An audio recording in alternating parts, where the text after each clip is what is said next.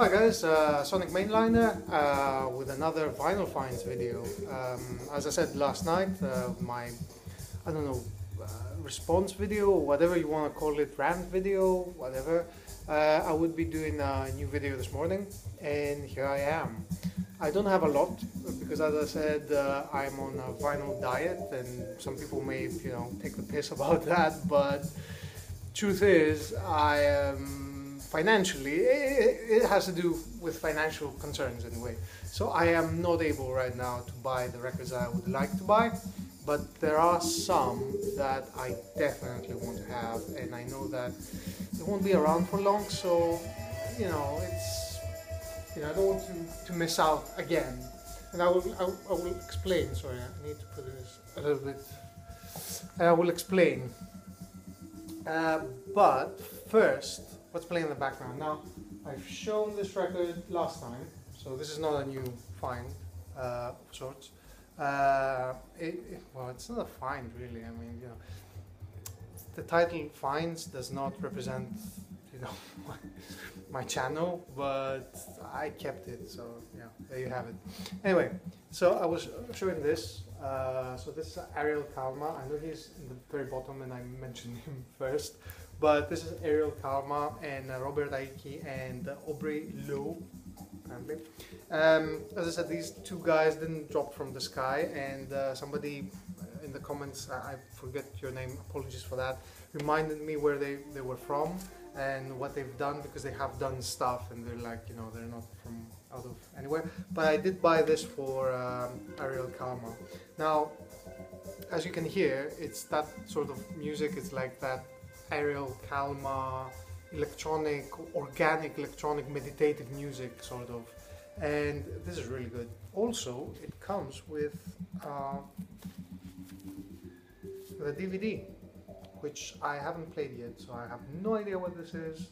It's called Sunshine Soup. Yeah, you can see it here as well.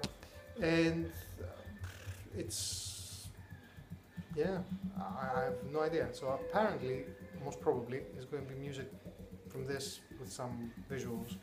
I haven't watched it though. So this is side D playing. It's called Miracle Mile, and I expected it to be good because it's Revenge International, and Revenge International usually release good stuff, and this is no exception. And it's Ariel Kalma, so I would buy it anyway because I've bought everything that is recently reissued by this guy, and everything is really good. Osmos is top of the list, and that's the first that I would recommend you buying, but you won't go wrong with this one.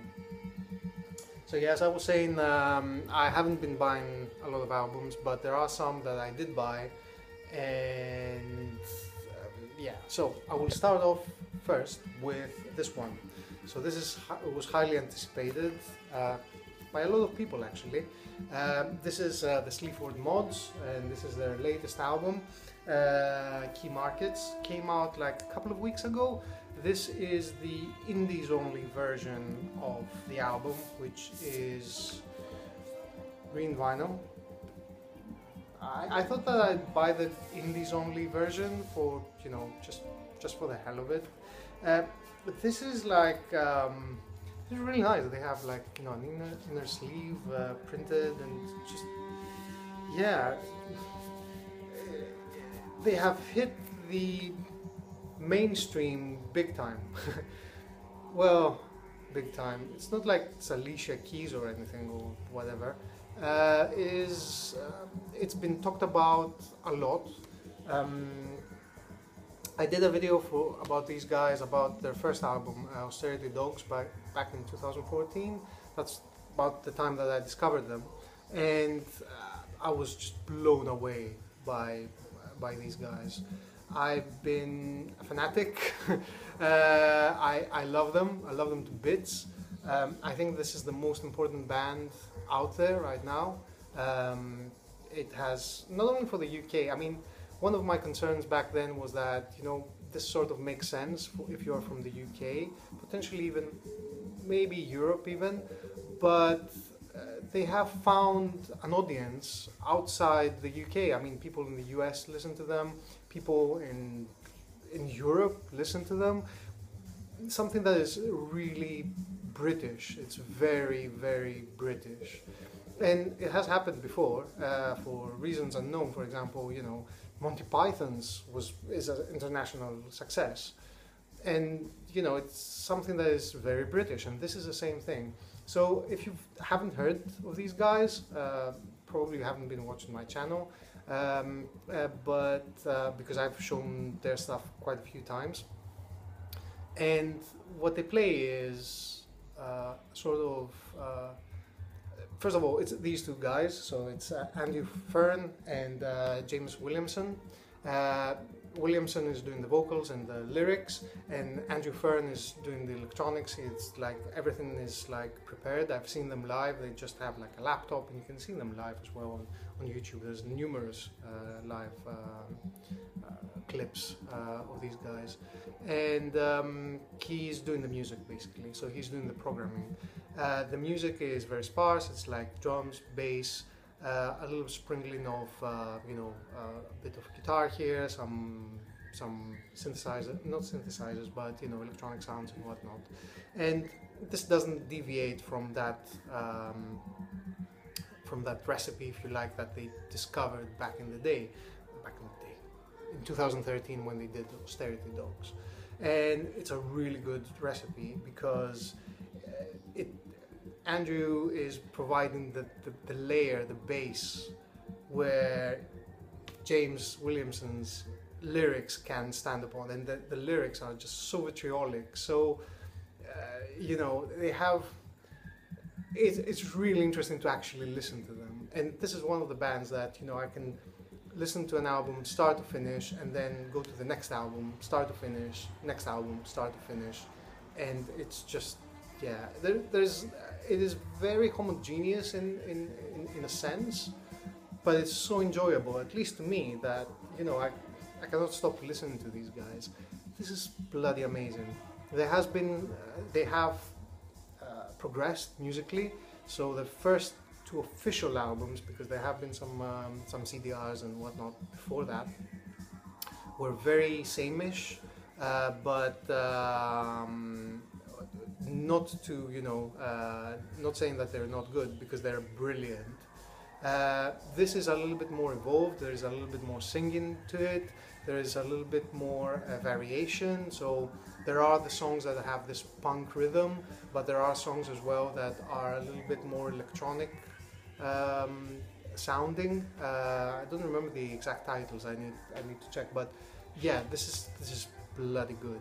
What the other difference between the other albums is that here, as I said, there's a bit more singing, which is really good. It works really well, and the storytelling is not entirely fixed. So previously you would have like actual stories from their life, because that's what they do, whereas here it's a little bit more abstract.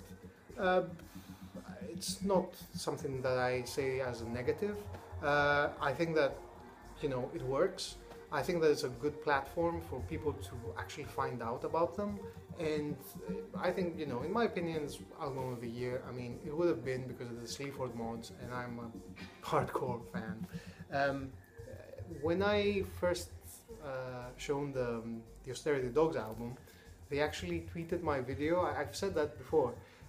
These days, I don't think that they need that. They're all over the place. Everybody's talking about them. The Guardian, you know, everybody's recommending this. They get like 4 or 5 stars, whatever.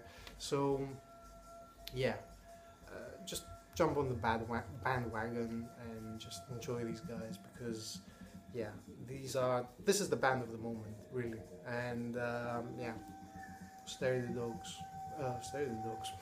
Sleaford mods, sorry, Key Markets, do get it, highly recommended.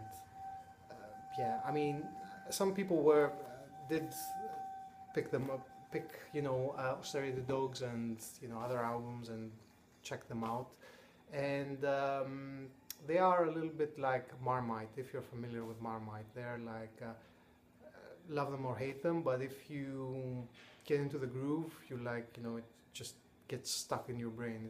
I don't know what they've done. They've, like, you know, yeah, that's enough. That is enough. So I discovered an album through Spotify, and I played it a couple of times on Spotify, and whoa, this is quite. So that's the end of side 4. What the hell is it? Okay, there you go. So it's a good opportunity because I can play you the next album, because I don't think that you will believe me. I will show you a jazz album. Jazz.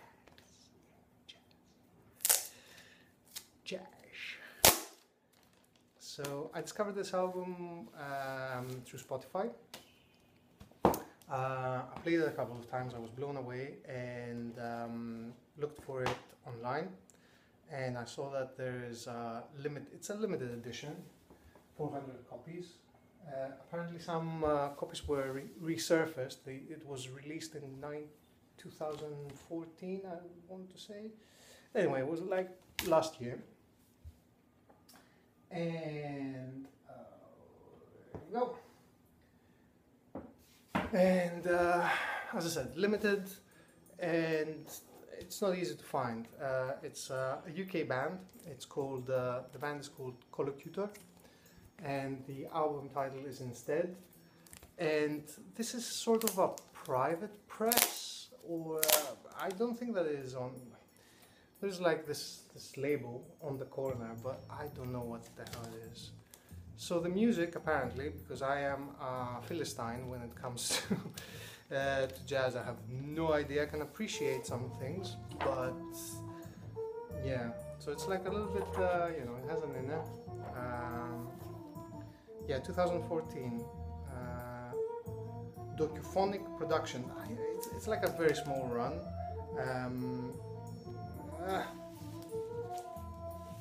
So yeah, and finding out that it is available still, I just went out and got it, because yeah, for some reason they wrote the number on on the front cover, not on the back. As you can see, 213 out of 400. Cooter, and apparently this is what's it called? Modal jazz. So as you can hear, like, you know, I don't know what modal jazz is. I have no idea. I'm just saying things that I read. So what I can say is that this is a really good album. Mind blown. Worth, you know, me just taking the tube and going to the center of London to actually buy this. So yeah, Cooter Instead. Yeah, there might be some copies in Sounds of the Universe still, because you wouldn't believe me if I said, yeah, this is a modal jazz masterpiece, yada yada yada. It's like, dude, you show black metal. What do you know about jazz? I don't know about jazz. I can appreciate it though. So enough of that. And now the albums that made me, well, the fordmods I would buy anyway, because I had pre-ordered, you know, when I found out that it's available. Will become available sometime in July. But these 3 albums are from the same artist, and they have been in my want list for a long time. Long time. Like 4 years or something when I first sort of discovered him. Yeah. So what did I want to say about this? Yeah. Oh yeah. This artist you may not have heard, but you definitely have heard one of his songs. He's Italian. He's a pianist, I think. He's a composer mainly, and he has done a lot of soundtrack work. And one of his songs you definitely know is Mana Mana, and you have probably, like me, heard it through the Muppets. So I saw that episode of the Muppets that they played Mana Mana, Mana Mana, ta ta ta da da. That one. I probably saw it like once, twice in a very young age, and it was burned into my mind. It was like, I cannot forget it. So probably the same thing has happened to you. So yeah. So the artist is Piero Emiliani, and there has been some of his albums back from the 70s and that are mainly library music and soundtracks are quite expensive to find as originals, like triple digits. There were some reissues early 2000, but these reissues are expensive as well. However, there has been a slew of reissues lately, and I would probably buy most of them.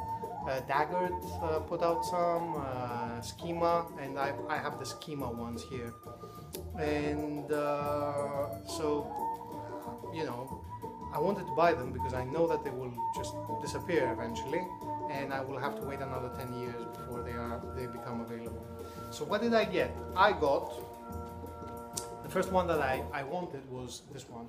It's called Il Corpo, the body, which is apparently the third the music from a film, so it's a soundtrack from a series of films. This is the third film featuring some very stunning looking black lady, and yeah, I have no idea what the film is all about. Probably is rubbish, but the music is really good, so it's like easy listening sort of stuff.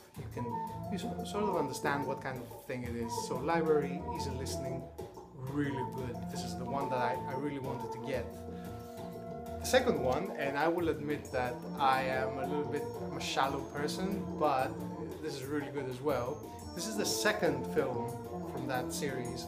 It's called, what's it called? La Ragazza Fioristrada. And look at this cover. Now, this has been reissued with a different cover, which is not as good, but having seen this cover is like, yeah.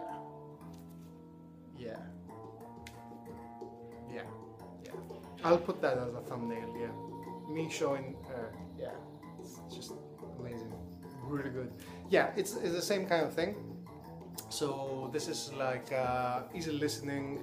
There is a bit of vocals as well, and it's just brilliant, really good stuff. However, Piero Emiliani was also very good at experimenting, and he's done a lot of work with electronics. There was a series of albums called Musica Elettronica. That is his music, library music that is electronic. And it came out in 2003 to 2004 from Easy Tempo, and I just beat myself on the head because I didn't buy those albums, because in 2003 I could find those albums in Greece everywhere. But priorities, different reasons, whatever, I didn't buy any of that, and now they're very expensive, and potentially they might get reissues, I don't know. But they did release this, Schema released this one, which is today's sound, and it is not the electronic part of, you know, what he's done. It's like, look at this. So what does it say? Rhythm and blues, beat, underground, country pop, and everything in between.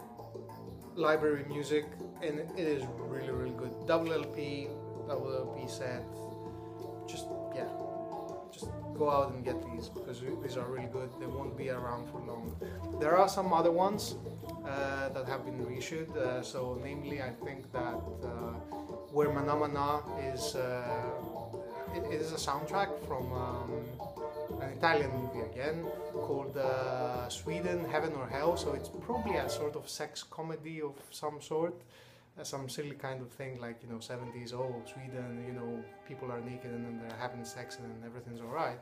So they decided to make a movie out of it, and that's where that song comes from. I think that has been reissued.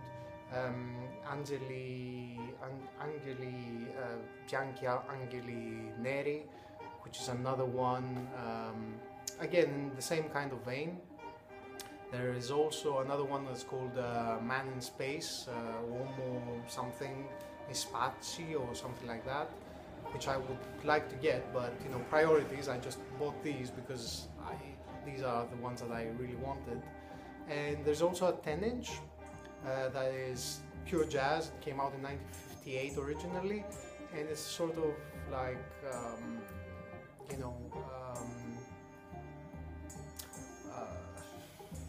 it's straight jazz basically. So it has that kind of, you know, B-movie detective story kind of jazz, that kind of jazz that you would hear in those kinds of movies, which is equally good, but it's very expensive for a 10-inch. So, you know, if I wasn't in, you know, the situation I am now, I would probably get that as well. I don't know. I would buy anything that I would see from Piero Emiliani.